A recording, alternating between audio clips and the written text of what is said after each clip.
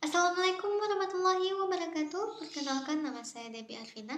Kali ini saya akan membahas atau meringkas materi acara webinar terkait bahan aktif laut dari marine algae atau rumput laut.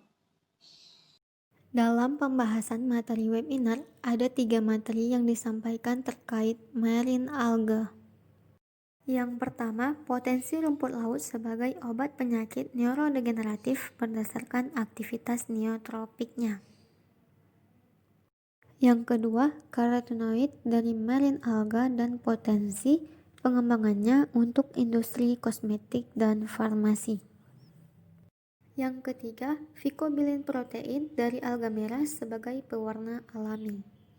Materi pertama, potensi rumput laut sebagai obat penyakit neurodegeneratif berdasarkan aktivitas neotropiknya. Rumput laut adalah organisme autotrof yang tidak memiliki organ dengan perbedaan fungsi yang nyata. Jadi, rumput laut sangat sederhana yang dikelompokkan ke dalam Talopita.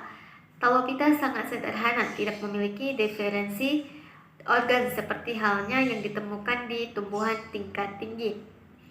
Tidak mempunyai akar, batang, dan daun sejati. Selain sederhana, makroalga ini umumnya hidup, melekat, dan menempel pada substratnya. Organisme yang sederhana tidak memiliki mobilitas biasanya menyimpan banyak potensi, karena di balik kesederhanaan rumput laut untuk dikembangkan sebagai sumber penghasil bahan aktif, mudah dibudidayakan dalam pengembangan bioteknologi. Ketersediaan bahan baku menjadi faktor yang penting kalau ingin memproduksi bahan aktif, maka memproduksikan dalam segala skala industri.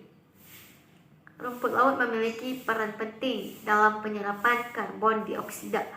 Keragaman dan kelimpahan rumput laut juga cukup tinggi di dunia, sekitar 6.000 spesies rumput laut merah, 2.000 spesies rumput laut coklat, dan 1.000 spesies rumput laut hijau. Di Indonesia sendiri memiliki 900 jenis rumput laut. Nah, selanjutnya, di antara banyak pemanfaatan yang ada di bidang bioteknologi kelautan, yaitu potensi rumput laut sebagai obat penyakit neurodegeneratif berdasarkan aktivitas neotropiknya.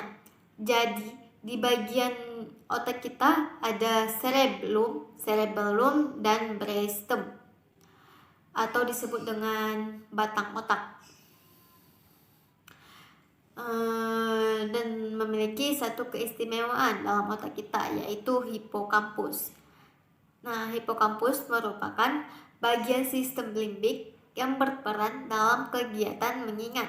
Hipokampus merupakan bagian yang paling penting dalam penyakit neurodegeneratif, karena penyakit Alzheimer hipokampus yang sering terjadi di bagian otak yang pertama kali mengalami kerusakan gangguan degeneratif sering ditemukan pada orang yang berusia lanjut. Dari penelitian menunjukkan bahwa rumput laut Indonesia banyak memiliki antioksidan, karena itu dapat dikembangkan sebagai bagian dari obat-obatan dalam bidang farmasi untuk mengatasi penyakit neurodegeneratif. Materi kedua, karotenoid dari marine alga dan potensi pengembangan untuk industri kosmetik dan farmasi. Nah, apa sih karotenoid itu? Karotenoid adalah sumber dasar pigmen yang berwarna kuning, oranye, dan merah dari tanaman yang terdistribusi secara luas di alam. Karotenoid merupakan kelompok senyawa lipofilik atau tidak larut dalam air tetapi larut dalam minyak atau lipid. Secara strukturalnya dibagi dalam 2 kelas utama, yaitu karoten dan xanthofil. Kelompok pigmen alami terdiri dari lebih 750 jenis. Klasifikasi karotenoid terbagi 3, warna, struktur, dan sumber. Rumput laut sebagai karotenoid yaitu alga coklat, alga merah, dan alga hijau. Mikroalga penghasil karotenoid memiliki asantin, fukosantin, dan karoten. Materi ketiga, vicobilin protein dari alga merah sebagai pewarna alami.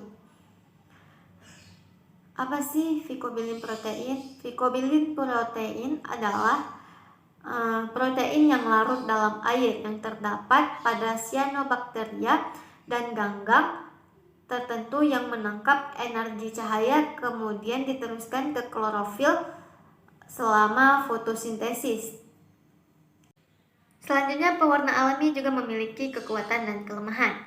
Kekuatan pewarna alami pertama mempunyai nilai nutrisi, ramah lingkungan, tidak beracun, dan non-karsinogenik.